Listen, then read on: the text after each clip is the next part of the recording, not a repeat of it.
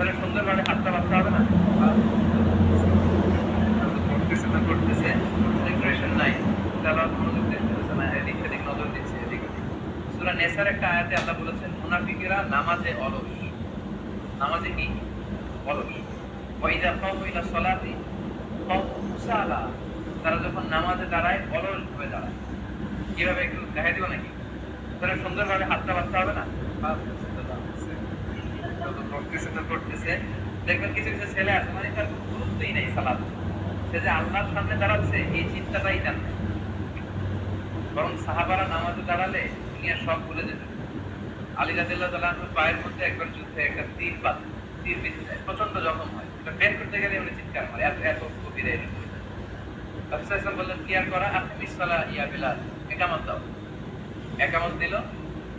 ইসলাম চুপিসারে এক সাহাবীকে বললেন আমি প্রথম কাতারে যখন মাগরিবের নামাজের প্রথম রাকাতে যাব, তেলাওয়াতের ভিতরে ঢুকে যাব, আস্তে করে তুমি দ্বিতীয় রাকাত থেকে নামাজ পড়বে, আস্তে করে কাতারে ঢুকে আলিফ বা দিয়ে তীর বের করবে। বিষ্ণু ইসলাম নামাজ শুরু করলেন।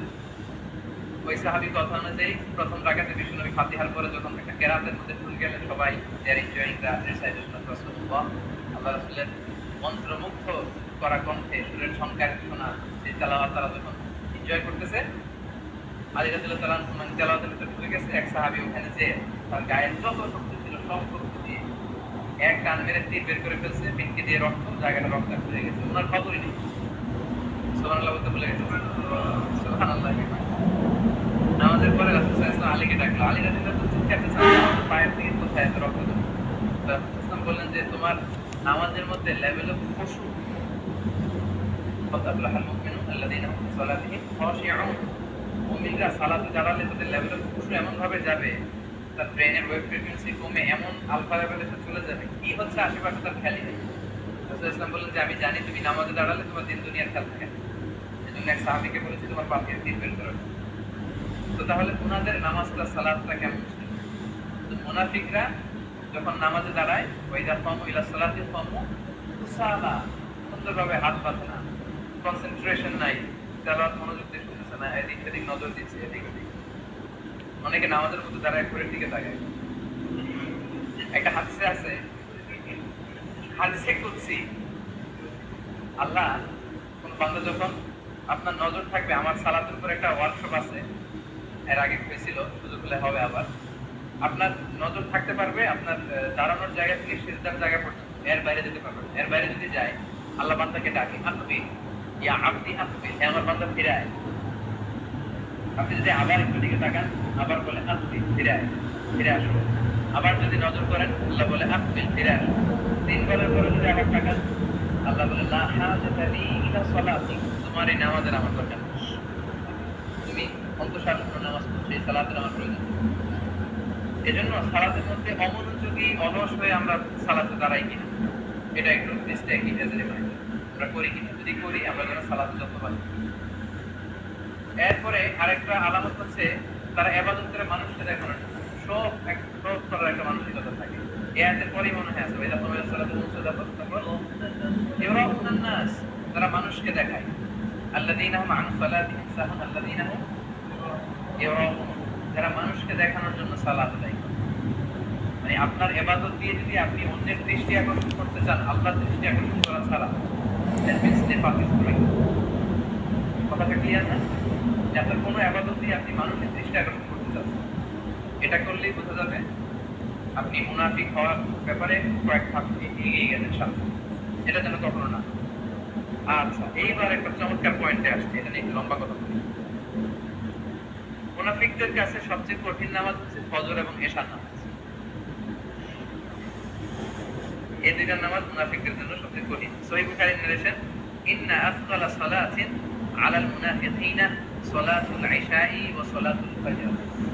মুনাফিকের কাছে সবচেয়ে কঠিন নামাজ এশার নামাজ, ফজরের নামাজ। প্রিয় ভাইরা, এবার নিজের কাছে নিজে নোট অফ একটা ইন্টারোগেশন দেন সাথে, যে আসলে আমি এশার সালাতে যাই কিনা, এশার সালাতে গেলেও ফজরের সালাতে মসজিদে যাই। আমাদের ভাইরা যারা নামাজ পড়ে, আমি সুরাতে বা আমরা দেখি এক অপরের সাথে দেখা হয়, তাদের অনেকে অন্যান্য ওয়াক্তে সুরাতে আসলেও ফজরের সালাতে এদেরকে দেখা যায়। এটা খুবই দুঃখজনক একটা বিষয়।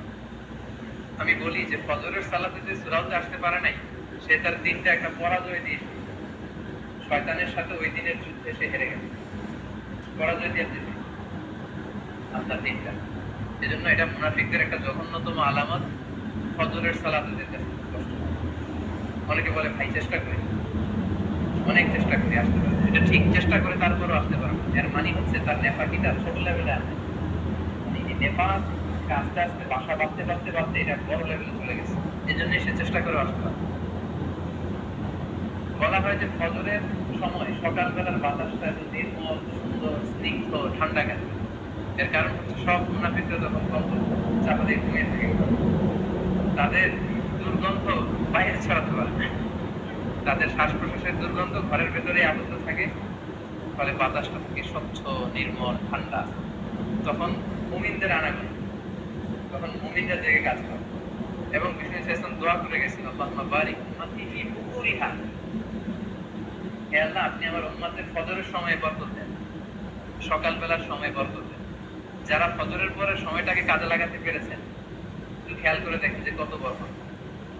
মানে আমি আমার পার্সোনাল অভিজ্ঞতা শেয়ার করি, কখনো যদি এমন হয় যে ফজরের পর থেকে আমি কাজ শুরু করলাম 12টা পর্যন্ত যদি আমি রুমে কাজ করি আমার 3 দিনের কাজ হয়ে যায়। 12টার পরে আমি ঘুরতে গেলে এখানে সেখানে ঘুরলেও আমার ওই দিনটা আমার ইনপ্রোডাক্টিভ মনে হয় না, খুবই প্রোডাক্টিভ মনে হয়। এর কারণ ফজরের উপর আপনি যা করবেন ওইটাই দিয়ে বরকত, ফজরের পরে ঘুমাইলে ঘুমেও বরকত।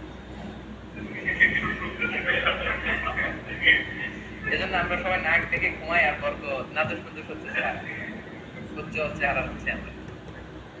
এটা কিন্তু খুব সিরিয়াস একটা কথা যে ফজরের সালাতে আসার অভ্যেসটা মুসলিম উম্মার কমে যাচ্ছে। এজন্য আমি বলছি এই হিপোক্রেসি হচ্ছে ক্রিটিক্যাল ডিজিজ অফ উম্মাহ, উম্মার এক ভয়ঙ্কর রোগের নাম। আমরা নানা সমস্যার কথা বলি, আমরা বলি যে মুসলিম উম্মা লাঞ্ছিত অপমানিত, বিশ্বে আমাদের এই নাই সেই নাই, আমাদেরকে উঠে দাঁড়াতে হবে। সব কিছুর আগে ফজরের সময় উঠে দাঁড়াতে হবে। ফজরের সময় যদি আমরা সালাত জামাতের সাথে আদায় করতে পারি তাহলেই আপনি ঈমানের পথে কল্যাণের পথে একভাবে এগিয়ে গেলেন। ইউআইয়ের জুমার দিনে যেই ভিড়টা হয় একটু দেরি করে গেলে জামাত পাওয়া যায় না, যেদিন ইউআইয়ের মসজিদ সহ পৃথিবীর সব মসজিদে জুমার নামাজের মতো ফজরের নামাজের দৃশ্য হবে, সেদিন ইসলাম আবার উঠে দাঁড়াবে। সেদিন পতাকা ইসলামের লা ইলাহা ইল্লাল্লাহ ঘোষিত পতাকা আবার পথ পথ করে উঠবে। সেদিন মুসলমান আবার উঠে দাঁড়াবে, কোনো সন্দেহ নেই। আমাদের এই সুরাগুলোতে মাগরিবের সময় যে ভিড়টা হয় নামাজে, এই ভিড়টা যখন ফজরের সময় দেখা যাবে যেদিন থেকে, ওই দিন আবার আমরা we are on the track, আবার গোটা বিশ্বের সুপার পাওয়ার। এটা 100%। এজন্য মুসলিম উম্মার কি সমস্যা ওই সমস্যা ওটা বাদ দিয়ে আপনার ফজরের নামাজের সমস্যা আছে কিনা ওইটা দেখুন। Please take it as a serious reminder, ফজরের সালাত যেন আমাদের রুমে না হয়। কারণ অনেকে বলে ভাই উঠতে পারি না তো রুমে পড়ে নি, এতে আমি 100% এটা শিওর যে যারা জামাতে না এসে রুমে পড়ে নেয় তাদের কয়েকদিন কাজা হয়ে যাওয়ার সম্ভাবনা আছে। যারা মসজিদে আসে না রুমে নামাজটা পড়ে নেয়, সম্ভাবনাটা খুবই বেশি যে তার কয়েকটা দিন ফজরের সালাত কাজা হয়ে যাবে, কোনো সন্দেহ নেই। এজন্য ফজরের সালাতে মসজিদে আসতে হবে। এটা মুনাফিকদের জন্য সবচেয়ে কঠিন একটা নামাজ। আল্লাহ আমাদের সবাইকে ধরতে হবে। আমাদের আমার আর সময় কতটুকু পর্যন্ত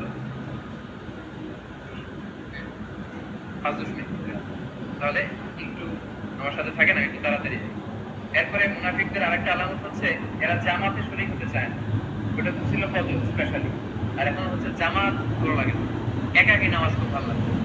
এই সমস্যা কিন্তু আমাদের অনেক ক্ষেত্রে আছে। ভাই বলি তুমি করি না, রবি করা যাবে জামাতে মাঝে মধ্যে এক দুই বিশেষ কারণে অসুস্থ ওটা হতে পারে, কিন্তু জামাতে আপনার নামাজ পড়তে মনে চায় না, তার মানে নেফাকি ইজ ইনক্রিজিং, এটা বেড়ে যাচ্ছে। কিন্তু আপনার এটা খেয়াল রাখতে হবে।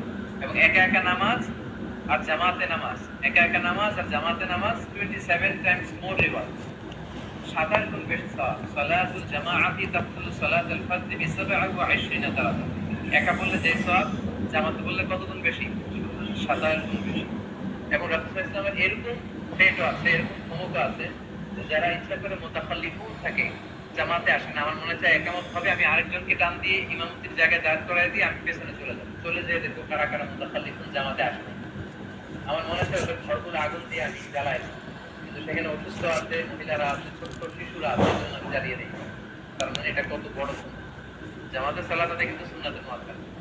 আর মালয়েশিয়ার মতো পরিবেশে জামাত মিস হওয়ার কোনো সুযোগ নেই।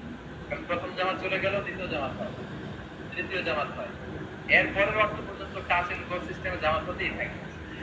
টাচ এন্ড গো মানে আপনি যে টাচ করবেন ওই ইমাম হয়ে যাবে। তো ওর ইমামতিতে আপনি নামাজ পড়লেন, 2 রাকাত ধরেন মাসবুক হয়েছেন, আপনি আপনারটা পড়তেছেন, আপনার আবার টাচ মানে আবার আপনাকে ইমাম বানাইছে, মানে মুক্তাদি ইমাম এট দ্য সেম সালাম। এটা হওয়ার সুযোগ আছে মালয়েশিয়ার নামাজ। এই জন্য জামাত যাতে আমাদের মিস না হয়। তাহলে যদি জামাত মিস হয় নেফাকি বাড়বে, এটা খেয়াল রাখবেন। আচ্ছা, এরপরে আসেন। এরপরে হচ্ছে মুনাফিকদের মধ্যে দ্বিধাদ্বন্দ্ব খুব কাজ করে, ডিলেমা কাজ করে, কনফিউশনটা খুব বেশি কাজ করে। এবং একটা সহিহ হাদিসে আছে, বিষ্ণু ইসলাম বলেছেন আয়াতুল মুনাফিকি সালাস, মুনাফিকদের স্পেশাল 3টা আলামত আছে। ইদা হাদাসা কাযাবা, এরা কথা বললে মিথ্যা বলে। ওয়া ইদা ওয়াআদা আখলাফা, প্রমিস দিলে প্রমিস ব্রেক করে। ওয়া ইদা তুমিনা খানা, আর তাদের কাছে আমানত রাখলে তারা আমানতের খেয়ানত করে। তাহলে এই 3টা মুনাফিকদের আলামত। আচ্ছা, তাহলে এখান থেকে রিমাইন্ডার নেন প্রত্যেকে, কার কার এই সমস্যা আছে সেটা আমাদের দেখার দরকার নেই। নিজেকে নিজে আজ করেন যে আসলে আমার মধ্যে এটা হয় কিনা। মাঝে মাঝে আমি বিপদে পড়ে বা প্রয়োজন হাসিলের জন্য মিথ্যা বলে ফেলি কিনা। যদি এটা থাকে এটা একেবারে বন্ধ করে ফেলতে হবে। প্রমিস আপনি ব্রেক করেন কিনা, অ্যাপয়েন্টমেন্ট দিয়ে টাইমলি যান না, এরকম হয় কিনা। তারপর আপনার কাছে আমানত রাখলে আমানতের খেয়ানত হয়ে যায় কিনা। যদি এগুলো আপনার মধ্যে থাকে, দ্যাট মিন্স নিফাক is growing stronger in your heart. আপনার অন্তরে কিন্তু বাসা বেঁধে যাচ্ছে, ইটস গোয়িং আপ, এটা বেড়ে যাচ্ছে। এটাকে দূর করে ফেলতে হবে। আচ্ছা, দ্বিতীয় আয়াতে আল্লাহ বললেন ইত্তাখাযু আইমানাহুম জুন্নাহ, মুনাফিকেরা কসম কাটে, এটা ঢাল স্বরূপ ইউজ করে তাসাদ্দু আন সাবিলিল্লাহ, আল্লাহর রাস্তা থেকে মানুষকে বাধা দেয়। ইন্নাহুম সাআ মা কানু ইয়ামালুন, তারা যা করে কতই না খারাপ কাজ। তৃতীয় নম্বর পয়েন্ট থেকে পাওয়া গেল এরা শপথ করে কথায় কথায় কসম কাটা, এটা মুনাফিকের আলামত। কোনো বিষয়কে যদি খুব বেশি এমফাসাইজ করতে হয় তখন আপনি কসম কাটবেন, কিন্তু সেটা হবে শুধুমাত্র কেবলমাত্র আল্লাহর নাম। আমরা অনেকে মাথার কসম কাটি, কোরআনের কসম কাটি, বিদ্যার কসম কাটি, মাটির কসম, কিতাবের কসম, মায়ের দুধের কসম, এরকম অনেক কসম দেশে আমরা শুনতাম। এই সবগুলো শিরক। আল্লাহর নাম ছাড়া কারো নামে কসম কাটা যায়। আর সেটা হবে আপনার পুরো জীবনে হয়তো এরকম যে একটা ইনসিডেন্ট হয়ে যেতে পারে, কসম কাটা লাগতেছে, তখন আপনি আল্লাহর নামে কসম কাটেন। কিন্তু মুনাফিকদের অভ্যাস হচ্ছে এরা কথায় কসম কাটে। এটা আমাদের দেশে বিশেষ করে দোকানদার এই কাজটা করে, বিশেষ করে কাপড় বিক্রেতা। ভাই আল্লাহর কসম 110 টাকা করে কিনে আপনার জন্য 120 টাকা দিয়ে দিতে হবে। বনি কাস্টমার মানে হচ্ছে দিনের প্রথম যে কাস্টমার বলে বনি কাস্টমার, যে আপনার জন্য একেবারে আমি কিনা দামে দিয়ে দিতেছি আল্লাহর কসম, যেন আমার 2 জনের খাওয়া দাওয়া, এরকম একটা ভাব। মহিলারাও বেশি কসম কাটে। হ্যাঁ, আমাদের দেশে মহিলারাও কসম কাটে, সরকার সময় নানা প্রয়োজনের মধ্যে আরো কাটে। তাহলে এই যে দুইটা পেলাম, যে ব্যবসায়ীরা কাটে, মহিলারা কাটে, সব মিলে যারা অপ্রয়োজনে বারবার কথায় কসম কাটে তাদের মধ্যে নেফাকি গ্রো করে। তাহলে এই অভ্যাস আমাদের কারোর মধ্যে যদি থেকে থাকে, please take it as a reminder, আমরা যেন বারবার কসম না কাটি কথায়। ঠিক আছে, বারবার যেন কসম না কাটি। কসম কাটলো খুব গুরুত্বপূর্ণ জিনিস। আপনার পুরো জীবনে এরকম হয়ে যেতে পারে এমন একটা ঘটনা, ওই ঘটনার ওয়ে আউট একটাই, আপনি কসম কেটে যদি বলেন এখানে অনেক লাভ হবে, সেক্ষেত্রে আপনি কাটতে পারেন। আর সেটা হবে কার নামে? শুধু আল্লাহর নামে কসম কাটবেন। কিন্তু কথায় ছোট্টখাটো জিনিস নিয়ে আপনি কথায় আল্লাহর কসম এটা বলা যাবে, এটা নেফাকি না। আচ্ছা, 3 নম্বর আয়াতে আল্লাহ কি বললেন? যালিকা বিআন্নাহুম আমানু সুম্মা কাফারু, ঈমান আনে এরপর কুফরি করে ফেলে, ফাতুবিয়া আলা কুলুবিহিম, অন্তরে সিল মেরে দেয়া হয়েছে এদের, ফাহুম লা ইয়াফকুন, বলে এরা বোঝে না। 3 নম্বর হচ্ছে এটা আলামত না, এখানে আল্লাহ যে ইনফরমেশনটা দিলেন যে তুবিয়া আলা কুলুবিহিম, তাদের অন্তরে সিল মারা হয়েছে, তাদের অন্তরেরও সুম্মুন বুকমুন উমিয়ুন ফাহুম লা ইয়ারজিউন, তারা বধির, তারা অন্ধ, তাদের অন্তরে এমন ভাবে সিল গালা করে দেওয়া হয়েছে, মোহর মারা হয়েছে, সত্য তাদের কাছে উন্মোচিত হয়। এটা একটা ইনফরমেশন, এটা আলামত না। আচ্ছা, এরপরে চলে যাই। ওয়াইদা রাআইতাহুম তু'জিবুকা আজসামুহুম, নবী আপনি যখন তার মুনাফিকদের দিকে তাকাবেন তাদের দেহাবয়ব আপনার খুব ভালো লাগবে, মানে দেখে খুবই ভালো মুসলমান, অনেক বড় জুব্বা, লম্বা দাড়ি, দেখতে মানে খুবই বড় আল্লাহর। ওয়া ইয়াকুলু তাসমা'ু লিকাওলিহিম, তারা যখন কথা বলে আপনি মনোযোগ দিয়ে শুনবেন, এভাবে গালে হাত দিয়ে শুনতে মন চায়, এত চমৎকার কথা। তার মানে মুনাফিকেরা খুব বাকপটু হয়। হ্যাঁ, এদের কথা আটকায় না, এরা সেরা যুক্তি দিয়ে বলতে পারে। এরপর আল্লাহকে উদাহরণ দিলেন কান্নাহুম কুশুবুন মুসান্নাদা, এগুলো হচ্ছে দেয়ালে ঝুঁকে দেওয়া কাঠের ফলকের মতো, অথবা দেয়ালে ঝুলিয়ে রাখা বা ঠেস দিয়ে রাখা কাঠের ফলকের মতো, যেটা দিয়ে কোনো কাজ হয় না। মানে দেয়ালে যদি কাঠ এভাবে আমরা ঠেস দিয়ে রাখি, ওটা দিয়ে আসলে কোনো কাজ না। কাঠ দিয়ে হয়তো টেবিল বানালে আমার কাজে দিবে, রুফ বানালে কাজে দিবে, কোনো একটা কাজ করলে কাজে দিবে, মানে তাদের কোনো কাজ নেই, আপনাদের কোনো উপকার হয় না। ইয়াহসাবুনা কুল্লা সাইহাতিন আলাইহিম, যে কোনো ধরনের আওয়াজ গন্ডগোল হলেই মুনাফিকরা ভয় পেয়ে যায়, এরা খুব প্রকৃতির হয়। এখানে একটা গন্ডগোল হলে এরা মনে করে মনে হয় আমাদের ব্যাপারে কোরআনের আয়াত নাযিল করে সব বলে দেওয়া হয়েছে, তাতে আমাদের ব্যাপারে এখানে করা হচ্ছে, তাড়াতাড়ি পৃথিবী মেরে যায় তাদের ব্যাপারে। আচ্ছা, ফাহদারহুম, ওদেরকে আপনি ওদের থেকে সাবধান থাকেন, কাতালাহুমুল্লাহ, আল্লাহ ওদেরকে ধ্বংস করে অন্যায় করেন। আচ্ছা, এখান থেকে যেটা বোঝা গেল এরা খুব বাকপটু হয়, আর এদের দেহাবয়ব, এদের বাইরের অবস্থা দেখে খুবই মুমিন মোত্তাকি মনে হয়, কিন্তু ভিতরে একেবারে অন্তঃশাসন। আমাদের বাংলাদেশে একটা কথা বলে, উপরে ফিটফাট ভিতরে সদরঘাটটা আসলে খুব ফিটফাট হয় না এখনো, না যে পুরাতন রয়ে গেছে। আচ্ছা, তাহলে উদাহরণটা এখনো প্রযোজ্য, উপরে ফিটফাট ভিতরে সদরঘাট। মুনাফিকদের অবস্থা অনেকটা এরকম, দেহাবয়ব বাইরে তার ইমানের চাকচিক্য, অন্তরটা একেবারে ইমান। আচ্ছা, তারপরে সামনে চলে 5 নম্বর আয়াতে বললেন, ওয়াইদা কিলা লাহুম তাআলাউ ইস্তাগফির লাকুম রাসূলুল্লাহ, যখন তাদেরকে বলা হয় রাসূলের কাছে আসো, রাসূল তোমাদের হয়ে আল্লাহর কাছে ক্ষমা চাইবেন, লাউবাউ রুকুসাহুম, তারা হাড়কে বাঁকা করে চলে যায়, তার মানে ঘাটটা সহজ বাংলায় এই যেমন ফিটফাট সদরঘাট বলাতে আপনারা একটু সহজে বুঝতেছেন না, এই মাঝে মাঝে এরকম কিছু শব্দ বলবো যাতে আপনারা সহজে বুঝে নেন। লাউবাউ রুকুসাহুম আছে, দেখি মাহমুদ ভাই কি অর্থ করে লাউবাউ রুকুসাহুমের সুন্দর বাংলায় বলুন তো মাহমুদ ভাই, কি হতে পারে বলেন, আপনার তেরাবিক ব্যাকগ্রাউন্ড। মাথা বাঁকা করে চলে যায়, একটু ঘাটতে রাখে, একদমই করে ভালো কথার জন্য ডাকতেছে, চলে যাচ্ছে। আব্দুল্লাহ ইবনে উবাই ইবনে সালুলের প্রেক্ষাপটে এটা নাযিল হয়েছে। সে এমন এমন কাজ করছে, সবাই মিলে তার করছে, তুমি যেই কাজ করছো তোমার তোমার কোনো ক্ষমা হতে পারে না, তুমি ক্ষমার অযোগ্য। একটাই পদ্ধতি আছে, রাসূলকে যে ইসলামকে যে তুমি অনুরোধ করো তোমার পক্ষ হয়ে যেন আল্লাহর কাছে আল্লাহ রাসূল ক্ষমা চায়। সবাই তাকে যখন ভালো পরামর্শ দিল, সে এরকম হাত পাকা করে চলে গেল, যেটাকে ঘাট ছাড়া ব্যাগ হয়ে গেল। এটা হচ্ছে ওদের অভ্যাস। আরেকটা অভ্যাস আছে, ফারাআইতাহুম ইয়াসুদ্দুনা ওয়া হুম মুস্তাকবিরুন, ওয়া হুম মুস্তাকবিরুন, এরা অহংকারী হয়, অ্যারোগ্যান্ট হয়। মুনাফিকেরা হয় অ্যারোগ্যান্ট। খেয়াল রাখবেন, অ্যারোগ্যান্স এটা হচ্ছে শয়তানের আলামত, আর হাম্বলনেস এটা হচ্ছে ফেরেশতাদের আলামত।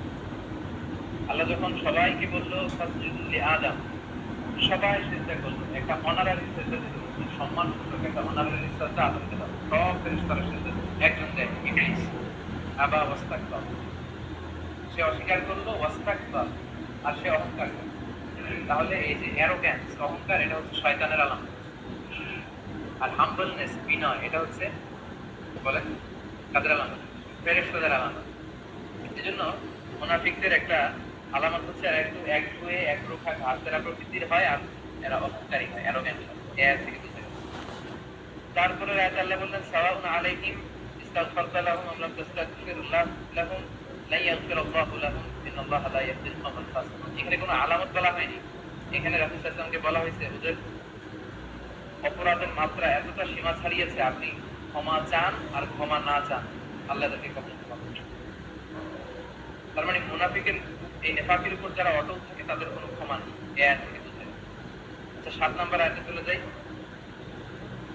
হুমুল্লাযীনা ইয়াকুলুনা লা তুনফিকু আলা মান ইনদা রাসূলিল্লাহ, তারা বলে যে রাসূলের আশেপাশে যারা থাকে, অর্থাৎ মুহাজির সাহাবীদেরকে তোমরা টাকা পয়সা দিও, কত দিয়ে দেয় যখন হাত্তা ইয়ানফাদু, তোমরা টাকা পয়সা দিয়ে বন্ধ করে দিলে এই মুহাজিরগুলো সব ছুটে পালাবে, মক্কাতে আবার চলে যাবে। ওয়ালিল্লাহি খাযাইনুস সামাওয়াতি ওয়াল আরদ, আল্লাহর কাছে আছে সম্পদের ধনভাণ্ডার, ওয়ালাকিন্নাল মুনাফিকিনা লা ইয়াফকাহুন, মুনাফিকরা সেটা জানে। বনু মুস্তালিকের যুদ্ধ শেষে যখন ফিরে আসছিল, তখন একজন মুহাজির সাহাবী একটা কুয়া থেকে পানি নিচ্ছিলেন, আর এই মুনাফিক আব্দুল্লাহ ইবনে উবাই ইবনে সালুলের এক বন্ধু মুনাফিক থেকে এই কুয়া থেকে পানি নিচ্ছে। কাজ করতে করতে এদের মধ্যে ঝগড়া বেঁধে যাওয়াতে ওরা একটা কথা বলে, সে তাকে আরেকটা কথা বলে। মুহাজির সাহাবী এরকম কথা বলতে বলতে হাতাহাতির পর্যায়ে চলে যায়। চলে যাওয়ার পরে সে ওরা একটা পা দিয়ে লাথি মারে আব্দুল্লাহ ইবনে উবাই ইবনে সালুলের বন্ধুকে। আব্দুল্লাহ ইবনে উবাই ইবনে সালুল এর বন্ধু তখন চিৎকার দিয়ে বলে, হে আব্দুল্লাহ, দেখো মুহাজিররা আমাকে মারছে। মুহাজির এই সাহাবীও হঠাৎ করে বলতে আরম্ভ করলো, হে মুহাজিররা, দেখো এই লোক আমাকে মারছে। মুহাজিররাও চলে আসছে, আব্দুল্লাহ ইবনে উবাই ইবনে সালুলের দলও চলে আসছে। তখন প্রচন্ড মারামারি। মারামারি যখন হয়, মারামারির মতো অবস্থা, তখন আব্দুল্লাহ ইবনে উবাই ইবনে সালুল বলে, এই গরিব গোষ্ঠীগুলো মক্কা থেকে আসছে, এরা এরা এবার মদিনাতে আমরা যেয়ে নেই, যে এই সব গরিবগুলারে মদিনা থেকে বের করে দিই। আর মুহাজির যারা আনসার যারা আছে তোমাদেরকে আমি বলি, তোমরা যদি এদেরকে দান দক্ষিণা বন্ধ করে দাও, এরা কই চলে যাবে?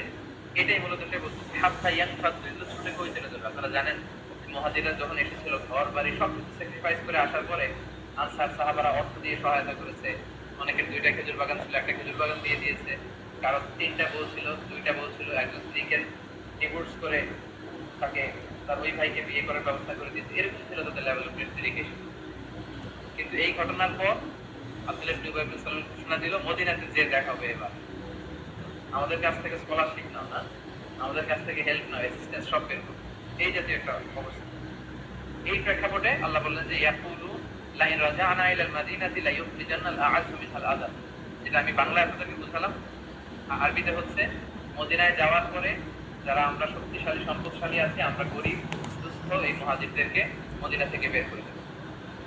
আল্লাহ বলেন যে ওয়ালিল্লাহিল ইজ্জাতু ওয়া লিরাসূলিহি, সম্মান ইজ্জত এটা তো আল্লাহর জন্য, তার রাসূলের জন্য, ওয়ালিল মুমিনিন বিশ্বাসীদের জন্য, ওয়ালাকিনাল মুনাফিকিনা লা ইয়ালামুন, মুনাফিকরা এটা জানে না। এই 8 নম্বর আয়াত পর্যন্ত আল্লাহ মুনাফিকদের ব্যাপারে বলেছেন। তাহলে এই আয়াত থেকে বোঝা গেল এরা নিজেদেরকে শক্তিশালী মনে করে, সুপিরিয়র মনে করে, অন্য সবাইকে মনে করে যে এরা ইনফিরিয়র। কথাটা বুঝতে পেরেছেন? এই আয়াত থেকে বোঝা গেল যে আপনার নিজের মধ্যে একটা সুপিরিয়র ভাব, আমি সেরা, আমি অন্যদের থেকে সেরা, অন্য যারা আছে এরা সবাই আমার থেকে তিন মানে। এই টেন্ডেন্সি যদি আসে, তার মানে নেফাক is increasing day after day, নেফাক আপনার মধ্যে কিছু বাড়ছে। তাহলে এই 8টা আয়াত থেকে এই এই আলামতগুলো আমরা পেলাম। যদি আমাদের মধ্যে থেকে থাকে, এগুলো থেকে আমরা বের হয়ে আসার চেষ্টা করি।